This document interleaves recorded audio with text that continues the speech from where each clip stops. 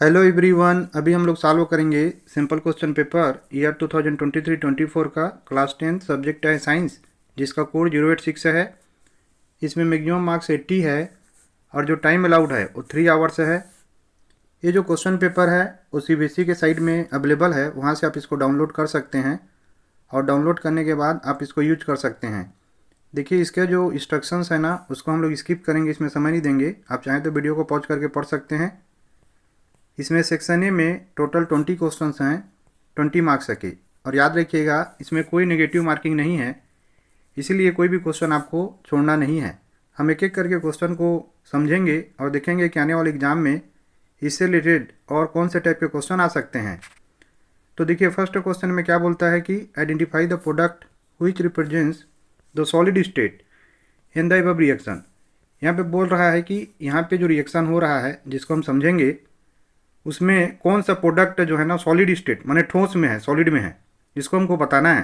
कि इसमें क्या बोलता है कि टेस्ट ट्यूब में सोडियम सल्फेट सॉल्यूशन जो है ना है पहला वाला टेस्ट ट्यूब में, और इसको दूसरे टेस्ट ट्यूब में हम लोग मिला रहे हैं जिसमें बेरियम क्लोराइड सॉल्यूशन है।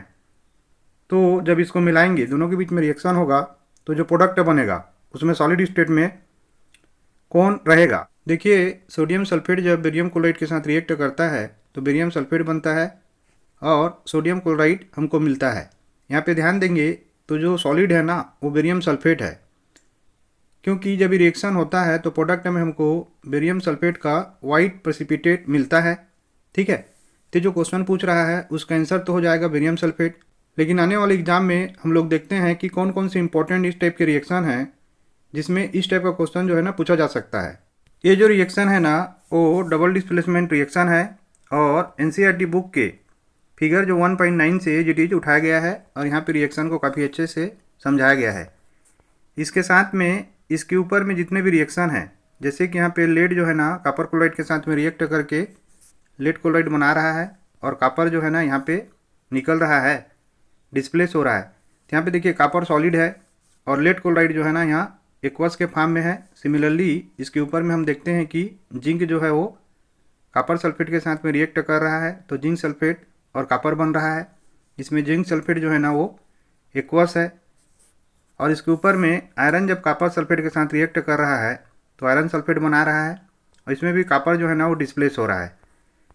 तो इस प्रकार के जो रिएक्शन आपके बुक में हैं उनमें जो स्टेट्स ऑफ द प्रोडक्ट्स है और रिएक्टेंट्स हैं, जैसे कि यहाँ पे सिल्वर ब्रोमाइड जब सनलाइट में आता है तो सिल्वर और ब्रोमीन में ये टूट जाता है। सिल्वर भी यहाँ पे सॉलिड है और ब्रोमीन जो है ना यहाँ पे गैस है। तो ये जो सारे के सारे रिएक्शन है ना और उनके जो स्टेट हैं उनको काफ़ी अच्छे से आपको याद कर लेना है। जैसे लेड नाइट्रेट जो कि सॉलिड होता है, उसको हीट करने पे हमको सॉलिड लेड ऑक्साइड बनता है, लेकिन साथ ही साथ गैस के फॉर्म में हमको नाइट्रोजन ऑक्साइड और ऑक्सीजन मिलता है। सिमिलरली जो लाइम स्टोन सॉलिड होता है उसको हीट करने पे क्विक लाइम बनता है, वो भी सॉलिड होता है, लेकिन यहाँ पे कार्बन डाइऑक्साइड हमको गैस के फॉर्म में मिलता है।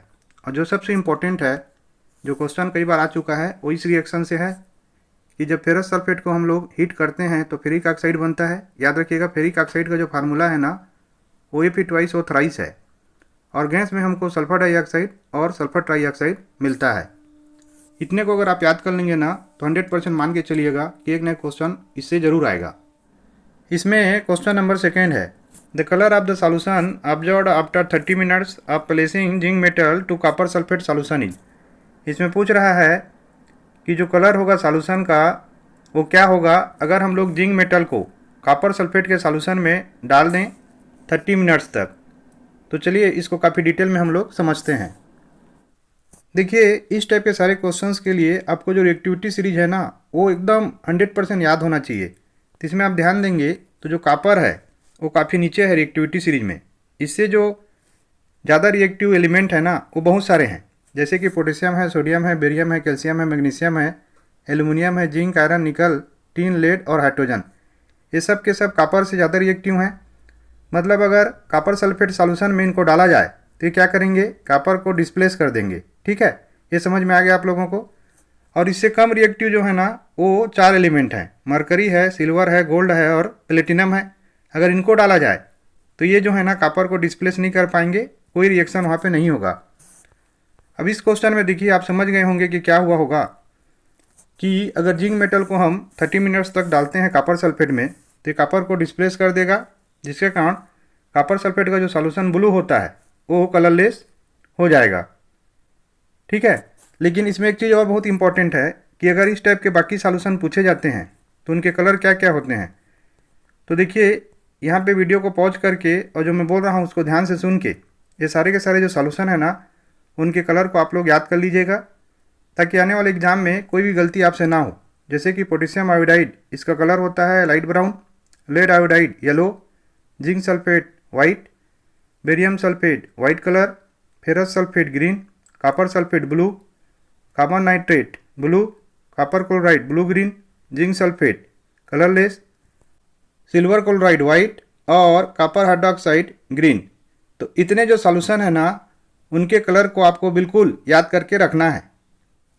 क्वेश्चन नंबर 3 है mild non corrosive basic salt is. तो देखिए यहाँ पे 4 साल्ट दिए हुए हैं, जिसमें पहला है कैल्शियम हाइड्रोक्साइड, दूसरा है सोडियम क्लोराइड, तीसरा है सोडियम हाइड्रोक्साइड और चौथा है सोडियम बाइकार्बोनेट।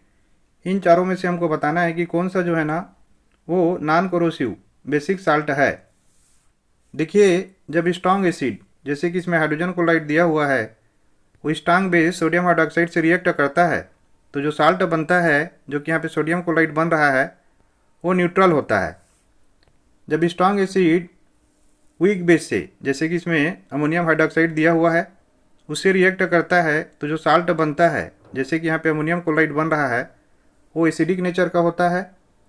जब वीक एसिड एसिटिक एसिड जो यहाँ पे दिया हुआ है स्ट्रॉन्ग बेस से रिएक्ट करता है सोडियम हाइड्रोक्साइड से तो जो साल्ट बनता है जैसे कि यहाँ पे सोडियम एसीटेट बन रहा है वो बेसिक साल्ट होता है। और वीक एसिड जब वीक बेस से रिएक्ट करता है जैसे कि यहाँ पे अमोनियम हाइड्रोक्साइड दिया हुआ है तो यहाँ पे जो साल्ट बन रहा है वो न्यूट्रल साल्ट होता है, अमोनियम एसीटेट जो यहाँ पे बन रहा है। ठीक है, तो इनको आपको ध्यान में रखना है।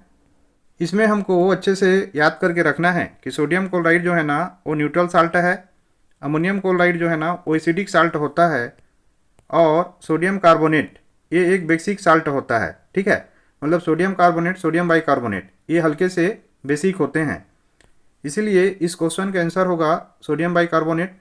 और इसके बेसिक नेचर के कारण ही इसको हम लोग बेकिंग में और जब एसिडिटी होता है तो एंटासिड के रूप में हम लोग इसको यूज करते हैं, क्योंकि ये क्या करता है एसिड को न्यूट्रलाइज कर देता है। और इसका पीएच जो है ना 7 से ज़्यादा 8.3 होता है, क्योंकि 7 से ज़्यादा जो पीएच होता है वो बेसिक नेचर के होते हैं और 7 से लेस जो होते हैं ना वो एसिडिक नेचर के होते हैं। और ये फास्टर कुकिंग में भी मदद करता है। तो इससे रिलेटेड और भी क्वेश्चन आ सकते हैं, इसीलिए इनको आपको याद करते जाना है। अब इसमें क्वेश्चन नंबर 4 है on adding dilute sulphuric acid to a test tube containing a metal X a colourless gas is produced when a burning match stick is brought near it which of the following correctly represents metal X. तो देखिए एक question जो है ना कई बार आ चुका है। Basically इसमें बोल रहा है कि मेटल का जब रिएक्शन एसिड के साथ में होता है तो क्या होता है। जैसे मैं बता चुका हूँ आप लोगों को रिएक्टिविटी सीरीज को काफ़ी अच्छे से याद कर लेना है। तो यहाँ पे देखिए हाइड्रोजन से ऊपर में जो एलिमेंट दिए हुए हैं ना उसमें सोडियम जो है ना वो हाइड्रोजन से ज़्यादा रिएक्टिव है। इसके कारण से क्या होगा, सोडियम जब रिएक्ट करेगा तो वो हाइड्रोजन को डिस्प्लेस करेगा और हाइड्रोजन गैस के फॉर्म में निकलेगा H2SO4 से। ठीक है, और यहाँ पे देखिए सिल्वर जो है ना उससे लेस रिएक्टिव है। यहाँ पे सल्फर नहीं दिया हुआ है, लेकिन सल्फर भी रिएक्टिविटी सीरीज में हाइड्रोजन के नीचे आता है। अब देखते हैं इसमें हो क्या रहा है। तो देखिए यहाँ पे जो एलिमेंट एक्स है ना माने सोडियम वो H2SO4 से रिएक्ट करके सोडियम सल्फेट बना रहा है और यहाँ पे हाइड्रोजन गैस बाहर निकल रहा है। और ये जो हाइड्रोजन गैस काफ़ी ज़्यादा इनफ्लेमेबल होता है और उसके पास अगर हम लोग माचिस की तिल्ली को जला के ले जाते हैं, मैच स्टिक को बंद करके ले जाते हैं तो एक पॉप करके साउंड आता है। ठीक है, सिमिलरली यहाँ पे सोडियम के जगह में अगर जिंक भी दिया रहता ना तो जिंक के साथ भी सेम रिएक्शन होता है कि उसमें भी हाइड्रोजन गैस बाहर निकलता है, जिंक सल्फेट बनता है और अगर हम लोग जलती हुई माचिस की तिल्ली को उसके पास ले जाएं तो पॉप का आवाज़ आता है। अब हम अच्छे से समझ चुके हैं कि यहाँ पे जो मेटल एक्स है ना वो सोडियम है, इसीलिए इसका ऑप्शन ए करेक्ट हो जाएगा सोडियम। इसमें नेक्स्ट क्वेश्चन है which one of the following correctly represents sodium oxide. तो देखिए इसमें सोडियम ऑक्साइड के बारे में पूछ रहा है। तो सबसे पहले हम लोग समझते हैं कि सोडियम का जो इलेक्ट्रॉनिक कॉन्फ़िगरेशन होता है वो होता है 281। ठीक है, तो इसके देखिए लास्ट ऑर्बिटल में ना 1 इलेक्ट्रॉन होता है, लेकिन जो ऑक्सीजन है उसका इलेक्ट्रॉनिक कन्फिगरेशन होता है 286। ठीक, इसको जो है ना लास्ट जो इसका ऑर्बिटल है उसमें ऑक्टेट कंप्लीट करने के लिए, 8 कंप्लीट करने के लिए ऑक्सीजन को चाहिए 2 इलेक्ट्रॉन और सोडियम के पास देने के लिए है 1 इलेक्ट्रॉन। ठीक है, तो नेचुरली क्या होगा, जो सोडियम ऑक्साइड है ना उसका फार्मूला होगा Na2O, क्योंकि ऑक्सीजन को 2 इलेक्ट्रॉन चाहिए तो 2 सोडियम चाहिए, क्योंकि 1 सोडियम जो है ना केवल 1 इलेक्ट्रॉन दे सकता है। तो इसलिए जो फार्मूला बनेगा सोडियम ऑक्साइड का वो Na2O बनेगा। अब यहाँ पे देखते हैं उसको कैसे रिप्रेजेंट किया गया है। तो सबसे पहले देखिए ये जो ऑप्शन ए है इसमें Na2+ बोला गया है, तो Na2+ तो बनता ही नहीं है, इसीलिए ऑप्शन ए इसका इनकरेक्ट होगा। इसका बी देखिए 2Na+, और यहाँ पे जो ऑक्सीजन है ना उसके ऊपर 2 माइनस लगाया गया है, तो इसका जो बी है ना वो बिल्कुल करेक्ट है। याद रखिएगा ना ऑक्सीजन में 2 नेगेटिव साइन होगा क्योंकि इसको 2 इलेक्ट्रॉन चाहिए। ठीक है, और हम सोडियम में 2 पॉजिटिव साइन नहीं कर सकते क्योंकि ये केवल 1 इलेक्ट्रॉन दे सकता है। इसके बजाय हम सोडियम में क्या करेंगे, 1 पॉजिटिव साइन करेंगे और 2 सोडियम हम लोग लेंगे, है ना। तो इसको बना बना के आपको प्रैक्टिस करना होगा इस टाइप का। उसके बाद देखिए तो इसका ऑप्शन भी करेक्ट होगा। सी में देखिए, सी में बोलता है 2Na+ और 2O के ऊपर 1 माइनस दिया हुआ है। जैसे मैं बता चुका हूँ कि O के ऊपर क्या होगा, 2 माइनस होगा, न कि 1 माइनस होगा। और सी में देखिए यहाँ पे डी होना चाहिए था, सी दिया हुआ है। यहाँ पे Na1+ तो दिया हुआ है लेकिन आगे में 2 वगैरह कुछ नहीं दिया है, और O में -2 दिया हुआ है जो कि करेक्ट है, लेकिन Na को खाली 1+ दे के यहाँ पे छोड़ दिया है, इसीलिए इसका ऑप्शन बी जो है ना वो करेक्ट होगा। और इस टाइप का प्रैक्टिस आपको करना पड़ेगा कि किस हिसाब से जो कंपाउंड है ना वो आपस में रिएक्ट करके बनते हैं। क्वेश्चन नंबर 6 है, an element with atomic number blank will form a basic oxide. तो यहाँ पे देखिए 4 एलिमेंट दिए हुए हैं, इसमें से पूछ रहा है कि कौन से एटॉमिक नंबर वाला एलिमेंट जो है ना वो बेसिक ऑक्साइड को बनाएगा। इसको याद कर लीजिएगा कि जो भी मेटल्स जिनके लास्ट ऑर्बिटल में 1 से 3 इलेक्ट्रॉन होते हैं आउटर मोस्ट सेल में, वो बेसिक ऑक्साइड को बनाते हैं, है ना। माने जिसके लास्ट ऑर्बिटल में या आउटर मोस्ट सेल में 1, 2 या 3 इलेक्ट्रॉन प्रेजेंट होंगे वो सारे के सारे मेटल्स जो है ना वो बेसिक ऑक्साइड को बनाएंगे। जबकि एसिडिक ऑक्साइड के लिए ये जरूरी है कि आउटर मोस्ट सेल में जो नॉन मेटल्स हैं उनमें नंबर ऑफ इलेक्ट्रॉन्स जो है ना वो 4 to 8 हों। ठीक है, अगर उसमें आउटर मोस्ट सेल में 4 to 8 इलेक्ट्रॉन्स हैं तो सारे के सारे जो नॉन मेटल्स हैं ना वो एसिडिक ऑक्साइड को बनाएंगे।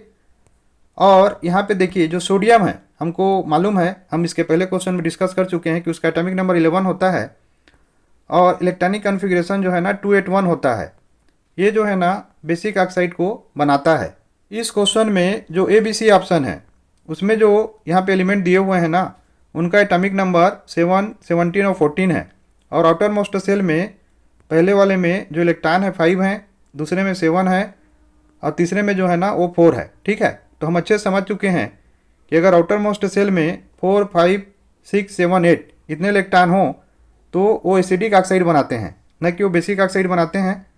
तो इसका ऑप्शन डी जो है ना उसमें एटॉमिक नंबर दिया हुआ 11 जो कि सोडियम का है और उसका आउटर मोस्ट सेल में 1 इलेक्ट्रॉन है, इसीलिए यही जो है ना वो बेसिक ऑक्साइड बनाएगा। इसीलिए इसका ऑप्शन डी जो है ना वो बिल्कुल करेक्ट होगा।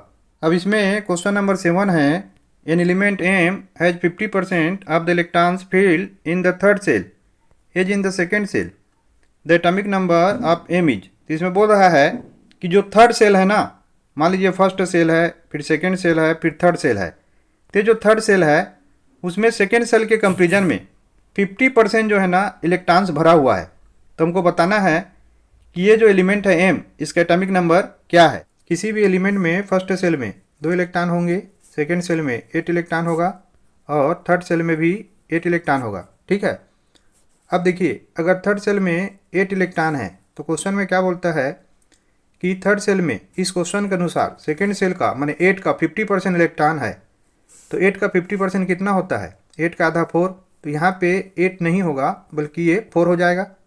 माने ये जो एलिमेंट M बोलता है उसका इलेक्ट्रॉनिक कन्फिगरेशन होगा 284, क्योंकि इसके थर्ड सेल में सेकेंड सेल के कंपेरिजन में 50% इलेक्ट्रॉन है। ठीक है, तो इस प्रकार से क्वेश्चन को बहुत ध्यान से आपको समझना है। तो इन सब को अगर हम लोग जोड़ेंगे तो क्या हो जाएगा कि 2 + 8 + 4, तो 8 4 12 और 12 + 2 14। तो इसमें जो इलेक्ट्रॉन होगा, नंबर ऑफ इलेक्ट्रॉन या एटॉमिक नंबर होगा m में, वो होगा आपका 14। ये समझ में आ गया आप लोगों को अच्छे से। और ये जो 14 इलेक्ट्रॉनिक नंबर होता है वो सिलिकॉन का होता है, ये भी याद रखिएगा, इसको भी पूछ सकता है। ठीक है, अब हमने अच्छे से समझ लिया कि 7 का आंसर होगा ऑप्शन सी 14। क्वेश्चन नंबर 8 देखिए, generally food is broken and absorbed with in the body of organisms. जो ऑर्गेनिजम्स होते हैं, जो जीव होते हैं, उनके शरीर में खाना जो है वो शरीर के अंदर में ही टूटता है और एब्जॉर्ब किया जाता है, मतलब डाइजेस्ट होता है और उसके एनर्जी को सक किया जाता है। In which of the following organisms is it done outside the body. इनमें से 4 ऑर्गेनिज्म दिया हुआ है, इनमें से किस ऑर्गेनिजम्स में ये जो है ना शरीर के बाहर में किया जाता है। पहला है अमीबा, दूसरा है मशरूम, तीसरा है परिमेशियम और चौथा है लाइस। देखिए इसका आंसर होगा मशरूम। मशरूम क्या करता है, शरीर के बाहर में फूड को ब्रेक डाउन करता है, तोड़ता है और एब्जॉर्ब करता है।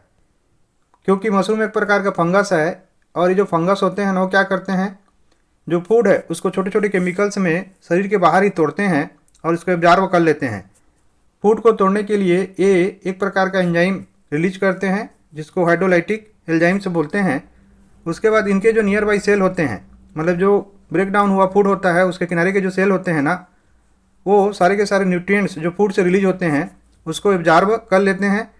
इस प्रकार का न्यूट्रिशन जो है ना मशरूम अपनाता है। क्वेश्चन नंबर 8 का आंसर जो है ना हम अच्छे समझ चुके हैं, ऑप्शन बी होगा मशरूम। इसके बाद क्वेश्चन नंबर 9 देखिए, receptors are usually located in sense organs. जो रिसेप्टर्स होते हैं वो आमतौर पे सेंस ऑर्गन्स के ऊपर में रहते हैं। रिसेप्टर्स क्या होते हैं, जो सेंस करते हैं उन सारे सिग्नल्स को। जैसे कि मान लीजिए हमारा जीभ जो है ना वो स्वाद को सेंस करता है, उसमें रिसेप्टर्स होते हैं स्वाद को सेंस करने के लिए, उसको पहचानने के लिए। स्किन में टेम्परेचर के लिए होता है, हमारे जो ईयर होते हैं उसमें साउंड के लिए होता है, नोज में ना सुगंध के लिए होता है। ये सब को रिसेप्टर से बोलते हैं। तो इसमें पूछता है कि गैस्ट्रेटरी रिसेप्टर्स आर प्रेजेंट इन, कि जो गैस्ट्रेटरी रिसेप्टर्स होते हैं वो किस में प्रेजेंट होते हैं। देखिए गैस्ट्रेटरी का हिंदी में मतलब होता है स्वाद। तो स्वाद हम कहाँ से लेते हैं, टंग से लेते हैं। तो जो रिसेप्टर्स हैं गैस्ट्रेटरी रिसेप्टर्स, ये टंग में जीभ में प्रेजेंट होते हैं। ये रिस्पॉन्सिबल होते हैं टेस्ट को सेंस करने के लिए। जो गैस्ट्रेटरी सिस्टम होता है वो ओल्फैक्टरी सिस्टम के कंपैरिजन में काफ़ी ज़्यादा सिंपल होता है। इनमें ये जो है ना 4 मेन टेस्ट को ये पहचानता है। ठीक है, कौन, हमारा जो टंग है वो, उसमें जो गैस्ट्रेटरी रिसेप्टर्स होते हैं वो इसमें है स्वीट मीठा, सोर जो है खट्टा, साल्टी माने नमकीन और बीटर माने कड़वा। तो इसका आंसर होगा ऑप्शन ए टंग। इसके बाद क्वेश्चन नंबर 10 देखिए, a farmer wants to grow banana plants genetically similar enough to plants already available in his field. Which one of the following methods would you suggest for this purpose?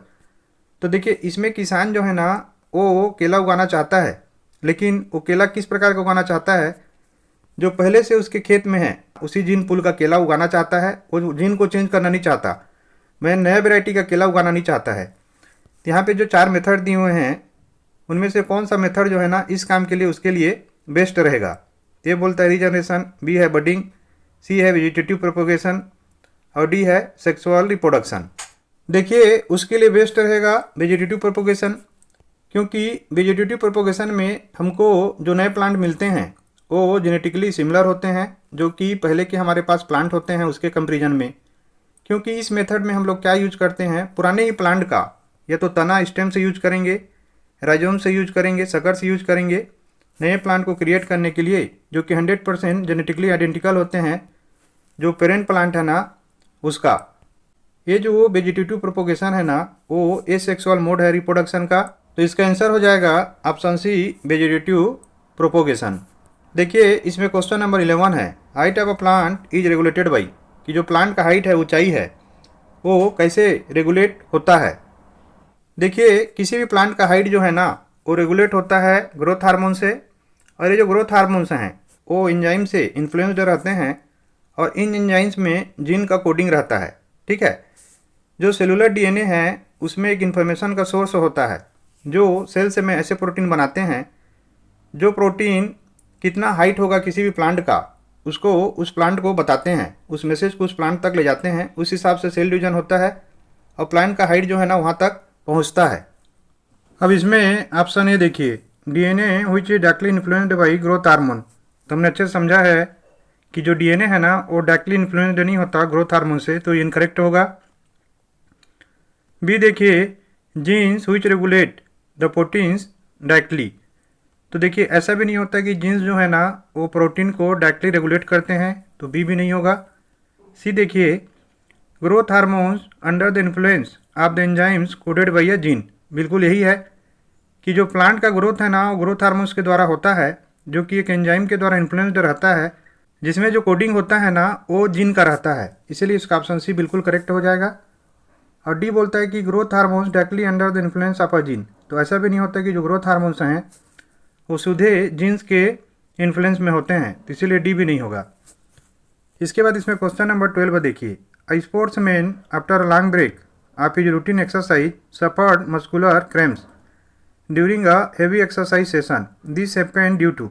देखिए इसमें पूछा जा रहा है कि आप अचानक से बहुत हेवी एक्सरसाइज करते हैं ना, एक स्पोर्ट्समैन है जो कि लंबे ब्रेक के बाद अपने रूटीन एक्सरसाइज के अचानक से बहुत अच्छा एक्सरसाइज करता है, बहुत ज़्यादा एक्सरसाइज करता है, तो उसके मसल्स में ना क्रैम्प आने लगते हैं, दर्द होने लगता है उसके मसल्स में।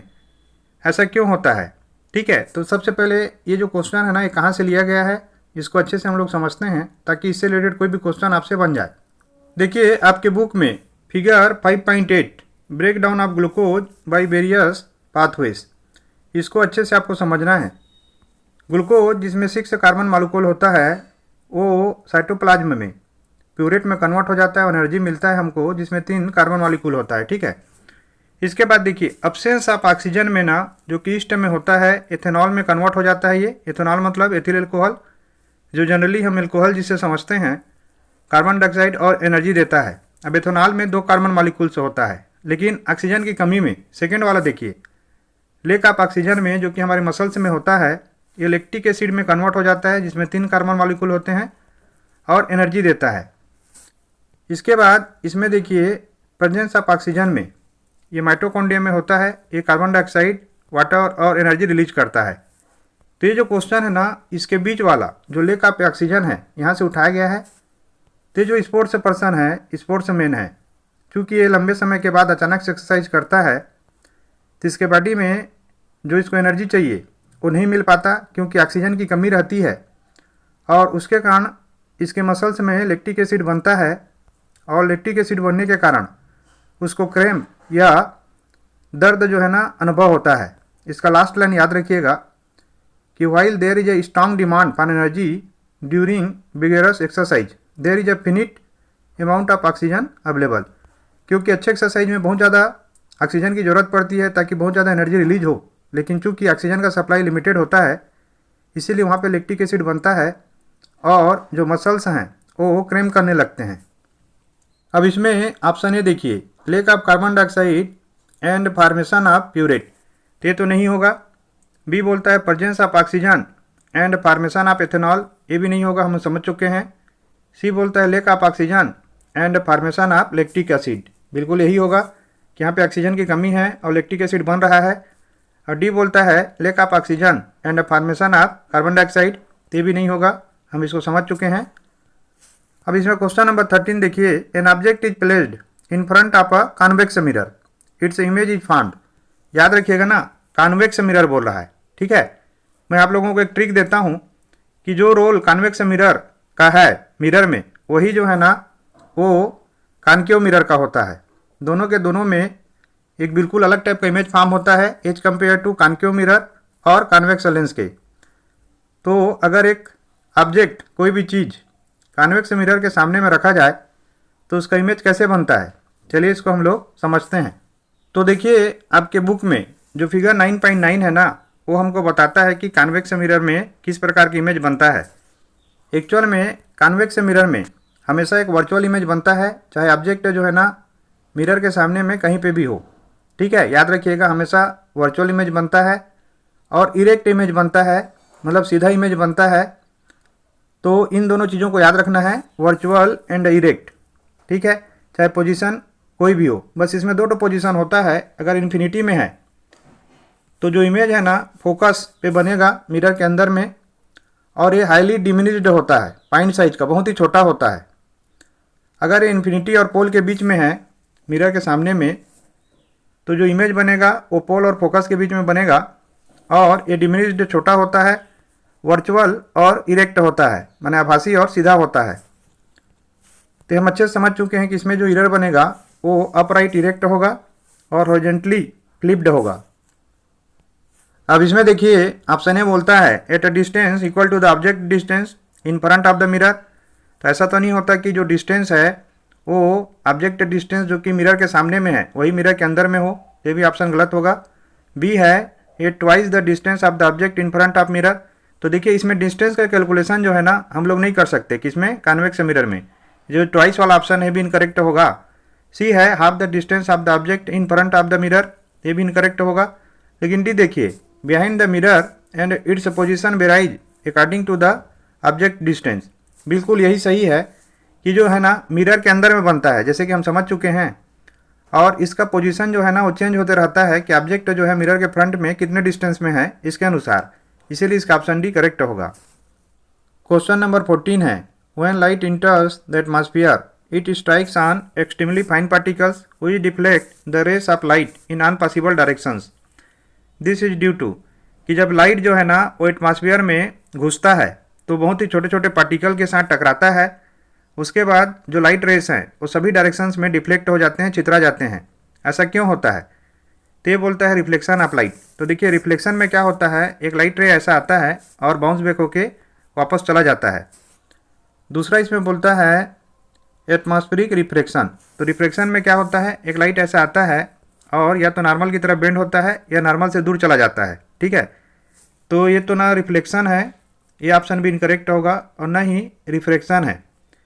अब इसमें सी में बोलता है स्कैटरिंग ऑफ लाइट और डिस्पर्सन ऑफ लाइट। तो जो स्कैटरिंग ऑफ लाइट है और डिस्पर्सन ऑफ लाइट है इसको हम लोग अच्छे से समझते हैं। देखिए जब स्मॉल पार्टिकल्स जो होते हैं ना मॉलिक्यूल्स के एटमॉस्फेयर में, जब वो लाइट को स्कैटर कर देते हैं सभी डायरेक्शंस में, इसको बोलते हैं स्कैटरिंग ऑफ लाइट। ये जो स्कैटरिंग होता है ये डस्ट, स्मोक और वाटर ड्रॉपलेट्स और छोटे छोटे जो लोअर एटमॉस्फेयर के पार्टिकल होते हैं ना इनके द्वारा होता है।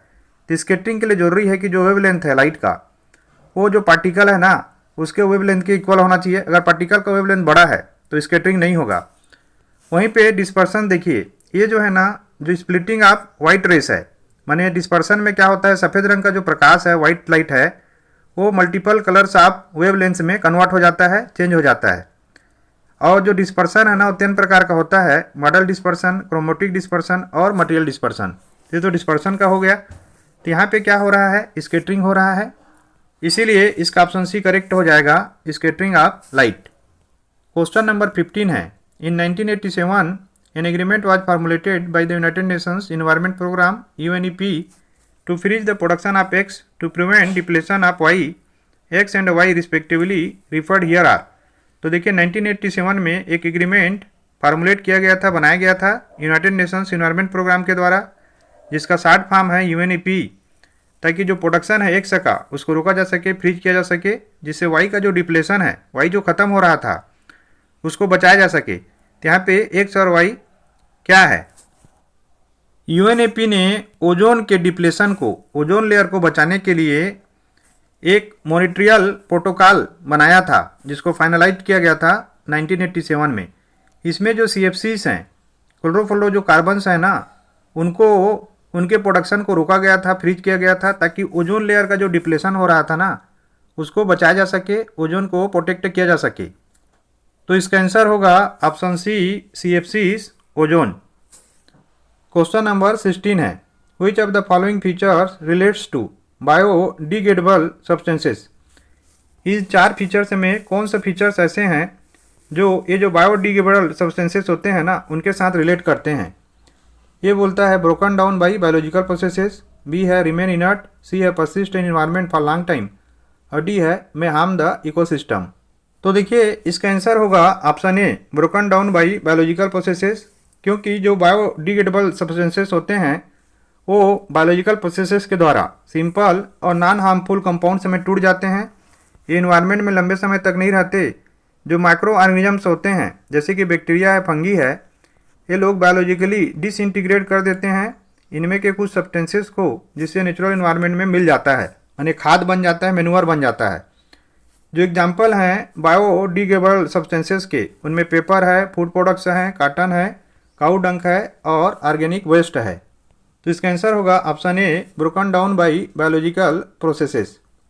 इसके बाद देखिए इसमें क्वेश्चन 17 to 20 ये सब असर्शन रीजन वाले क्वेश्चन है। इसको आप अच्छे से जानते ही हैं कि इसमें दो स्टेटमेंट होते हैं। अगर आपने ऑप्शन ए को करेक्ट किया तो असर्शन रीजन दोनों ट्रू होगा और रीजन जो है ना करेक्टली एक्सप्लेन कर रहा होगा असर्शन ए को। अगर आपने बी को चुना तो असर्शन रीजन दोनों ट्रू होगा, लेकिन रीजन जो है ना वो करेक्टली एक्सप्लेन नहीं करेगा ए को। और सी में असर्शन ट्रू होगा, रीजन फॉल्स होगा, और डी में असर्शन फॉल्स होगा और रीजन ट्रू होगा। इसमें क्वेश्चन नंबर 17 है। असर्शन है कि rusting of iron is endothermic in nature. जो आयरन का रस्टिंग है, लोहे का जंग लगना है, वो नेचर में इंडोथर्मिक होता है। रीजन बता रहा है case the reaction is slow, the release of heat is barely evident. कि जो रिएक्शन है काफ़ी धीमा होता है, इसलिए जो हीट निकल रहा है, जो गर्मी निकल रहा है, वो बेरली इविडेंट होता है। देखिए इसमें जो असर्शन है ना, ये जो रस्टिंग ऑफ आयरन है ये नेचर में इंडोथर्मिक होता है, फॉल्स है। लेकिन जो रीजन है ना वो ट्रू है। बेसिकली रस्टिंग जो है ना एक एक्सोथर्मिक प्रोसेस है, इसमें एनर्जी रिलीज होता है हीट के फॉर्म में, लेकिन जो रिएक्शन है ना वो काफ़ी ज़्यादा स्लो होता है। इसीलिए जो हीट रिलीज होता है पर यूनिट टाइम में ये बहुत ही ज़्यादा सिग्निफिकेंट नहीं होता, और जो हीट जनरेट होता है वो लास्ट हो जाता है, और जो टेम्परेचर है इसके कारण बढ़ नहीं पाता, क्योंकि हीट जो जनरेट हो रहा है ना बहुत कम होता है, इतना ज़्यादा सफिशिएंट नहीं होता कि वो टेम्परेचर को बढ़ाए। और जो इंडोथर्मिक प्रोसेस होता है वो इस प्रकार के केमिकल और फिजिकल प्रोसेस होता है जो हीट को सराउंडिंग से एब्जॉर्ब करता है। इसके अपोजिट में जो एक्सोथर्मिक प्रोसेस है ना वो इंडोथर्मिक प्रोसेस का उल्टा होता है, ये हीट को रिलीज करता है। तो 17 का आंसर होगा option D, assertion is false but reason is true. अब 18 नंबर देखिए, इसमें असर्शन बोलता है probability of survival of an organism produced through sexual reproduction is more than that of organism produced through asexual mode. तो देखिए बचने का या सर्वाइव करने का जो प्रोबेबिलिटी है किसी भी ऑर्गेनिज्म का जो कि सेक्सुअल प्रोडक्शन से पैदा होता है वो काफ़ी ज़्यादा होता है एज कम्पेयर टू ऐसे ऑर्गेनिज्म के जो कि एसेक्सुअल मोड ऑफ प्रोडक्शन से पैदा होता है। रीजन बताता है कि variations provide advantages to individuals for survival, क्योंकि जो वेरिएशंस होते हैं ना वो इंडिविजुअल के सर्वाइवल के लिए काफ़ी ज़्यादा एडवांटेजेज जो है ना वो प्रोवाइड करते हैं। देखिए इसमें दोनों के दोनों सही हैं, असर्शन भी सही है और रीजन भी जो है ना वो करेक्टली एक्सप्लेन कर रहा है असर्शन का। इसके कारण क्या है, देखिए जो प्रोबेबिलिटी है सर्वाइवल का किसी भी ऑर्गेनिज्म का, अगर वो सेक्सुअल रिप्रोडक्शन से पैदा होता है तो ज़्यादा होता है एसेक्सुअल मोड ऑफ रिप्रोडक्शन से। इसका रीजन क्या है कि जो वेरिएशंस है ना वो एक एडवांटेज प्रदान करते हैं इंडिविजुअल को सर्वाइवल के लिए, क्योंकि सेक्सुअल रिप्रोडक्शन में क्या होता है कि इसमें जीन्स जो है ना मिक्स होते हैं, और उसके कारण बहुत सारे जो फीचर्स हैं ना अकॉर्डिंग टू द नीड और एटमॉस्फेयर के उसमें पैदा हो जाते हैं। जिसका मतलब है कि जो ऑफ स्प्रिंग है ना उनका जेनेटिक मटेरियल दोनों पेरेंट्स से आता है, और जो वेरिएशन है वो इंट्रोड्यूस हो जाता है। ये जो वेरिएशंस हैं वो जो आने वाला पीढ़ी है ऑफ स्प्रिंग है उसको हेल्प करता है, ताकि जो इन्वायरमेंट है उसके साथ वो अच्छे से अडेप्ट कर सके और अच्छे से सर्वाइव कर सके। इसके बजाय जो एक सेक्सुअल रिप्रोडक्शन होता है इसमें केवल एक पेरेंट होता है, इसमें कोई वेरिएशन जो है ना नहीं होता, जिसके कारण अगर इन्वायरमेंट में चेंज आता है तो उनका सर्वाइव करना काफ़ी कठिन होता है। तो 18 का आंसर होगा option A, both A and B are true and the reason is the correct explanation of assertion. Question number 19 में असर्शन है a compass needle is placed near a current carrying wire, the deflection of the compass needle decreases when the magnitude of the current in the wire is increase. तो देखिए एक wire में current flow हो रहा है, इसके पास में एक कंपास नीडल है और इसमें एक इंडिकेटर है जो कि डिफ्लेक्शन को दिखा रहा है। तो इसमें बोल रहा है कि जो कंपास नीडल में जो इंडिकेटर का डिफ्लेक्शन है वो कम होने लगता है अगर हम लोग करंट का जो इंटेंसिटी है ना या मैग्नीट्यूड है उसको बढ़ा रहे हैं तो देखिए ऐसा तो नहीं होता है। अगर हम लोग करंट को बढ़ाएंगे तो जो मैग्नेटिक फील्ड बनता है इस करंट के कारण वो भी बढ़ेगा, तो डिफ्लेक्शन भी बढ़ेगा। इसको हम लोग और अच्छे से समझेंगे। अब रीजन बता रहा है कि the strength of a magnetic field at a point near the conductor increases on increasing the current. ये बिल्कुल सही है कि मैग्नेटिक फील्ड का जो स्ट्रेंथ है ना वो कंडक्टर के पास में बढ़ने लगता है अगर करंट को बढ़ाया जाए तो। देखिए इलेक्ट्रिकल करंट और मैग्नेटिक फील्ड में हम जानते हैं कि करंट कैरिंग कंडक्टर एक मैग्नेटिक फील्ड बनाता है अपने चारों तरफ, और जो इसका इंटेंसिटी है मैग्नेटिक फील्ड का वो डायरेक्टली प्रोपोर्शनल होता है जो मैग्नीट्यूड है करंट का जो कि कंडक्टर में बह रहा है उसके। इसका मतलब क्या होगा कि अगर हम लोग करंट को बढ़ाएंगे तो यहाँ पे जो इंटेंसिटी है मैग्नेटिक फील्ड का जो कि वहाँ पे पैदा हो रहा है वो भी बढ़ने लगेगा करंट कैरिंग कंडक्टर के चारों तरफ। इसीलिए जो असर्शन है ये बोल रहा है कि डिफ्लेक्शन जो है ना कंपास का वो कम होगा अगर करंट को बढ़ाया जाए कंडक्टर में। तो ये जो है ना गलत है, क्योंकि हमको मालूम है कि जो डिफ्लेक्शन है ना वो डायरेक्टली प्रोपोर्शनल होता है जो इंटेंसिटी ऑफ मैग्नेटिक फील्ड पैदा हो रहा है करंट कैरिंग कंडक्टर के द्वारा, और जो मैग्नेटिक फील्ड इंटेंसिटी है वो भी डायरेक्टली प्रोपोर्शनल होता है मैग्नीट्यूड ऑफ करंट के। इसका मतलब क्या है कि जो डिफ्लेक्शन होगा निडल में वो डायरेक्टली प्रोपोर्शनल होगा जो करंट बह रहा है कंडक्टर में ना उसके मैग्नीट्यूड के। मतलब मान लीजिए 1 एम्पियर हम लोग बढ़ाएंगे तो जितना डिफ्लेक्शन होगा, तो 2 एम्पियर बढ़ाएंगे तो और ज़्यादा वहाँ पे डिफ्लेक्शन होगा। इसी कारण से इसका जो असर्शन है ना वो कम्प्लीटली फॉल्स है, क्योंकि जो डिफ्लेक्शन है ना उसको बढ़ना चाहिए अगर करंट कंडक्टर में बढ़ रहा है तब। लेकिन जो रीजन है ना वो बिल्कुल सही है, क्योंकि रीजन जो बता रहा है ना उसी के हिसाब से जो डिफ्लेक्शन है ना वो बढ़ता है। तो इसका आंसर हो जाएगा option D, assertion is false but reason is true.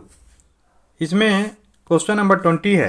Assertion है कि biodegradable substances result in the formation of compost and natural replenishment. जो बायोडिग्रेडेबल सब्सटेंसेस होते हैं वो कंपोस्ट को बनाते हैं और प्राकृतिक तौर पे नेचुरली रिप्लेनिश कर देते हैं। रीजन बताता है, ध्यान से सुनिएगा, it is due to break down of complex inorganic substances into simple organic substances. कि रीजन में बोल रहा है कि ये जो इनऑर्गेनिक सब्सटेंसेस काफ़ी कॉम्प्लेक्स होते हैं उनको सिंपल ऑर्गेनिक सब्सटेंसेस में ब्रेक डाउन करके किया जाता है। तो देखिए, चूँकि हम लोग समझ चुके हैं तो इसका जो असर्शन है ना बिल्कुल ट्रू है। जो बायोडिग्रेडेबल सब्सटेंसेस होते हैं वो ऑर्गेनिक वेस्ट मटेरियल होते हैं जिनको हम लोग कंपोस्ट में या सिंपल ऑर्गेनिक मॉलिक्यूल्स में बायोलॉजिकल प्रोसेस के द्वारा तोड़ सकते हैं। ये जो सब्सटेंसेस होते हैं ये डिकम्पोज हो जाते हैं माइक्रो ऑर्गेनिजम्स के द्वारा, जैसे कि फ्रूट्स हैं, वेजिटेबल्स हैं, ह्यूमन वेस्ट है। और ये जो प्रोसेस है रिसाइकलिंग ऑर्गेनिक वेस्ट का, जिसमें जो वेजिटेबल के कचरे होते हैं, लेफ्ट ओवर फूड होते हैं, पत्ते होते हैं, इनको अगर हम लोग गड्ढे में दबा दें तो इसको कंपोस्टिंग बोलते हैं। ये जो बायोडिग्रेडेबल वेस्ट होता है ना इनमें कुछ इनऑर्गेनिक मटेरियल भी शामिल होते हैं जिनको बैक्टीरिया के द्वारा डिकम्पोज किया जा सकता है। ऐसे मटेरियल्स में जिप्सम है और इनके जो प्रोडक्ट्स हैं जैसे कि प्लास्टर बोर्ड है, इनको सिंपलर सल्फेट्स में हम लोग कन्वर्ट करके बायोडिग्रेड कर सकते हैं। देखिए, हम लोग अच्छे समझ चुके हैं कि जो कॉम्प्लेक्स इनऑर्गेनिक सब्सटेंसेस होते हैं ना उनको ब्रेक डाउन करके सिंपल ऑर्गेनिक सब्सटेंसेस में कन्वर्ट नहीं किया जा सकता। अगर यहाँ पे ऐसा रहता ना कि कॉम्प्लेक्स ऑर्गेनिक सब्सटेंसेस, तभी जो रीजन है ना वो सही रहता। तो इसका आंसर होगा ऑप्शन सी। इसमें असर्शन जो है ना वो ट्रू है लेकिन रीजन जो है ना वो फॉल्स है।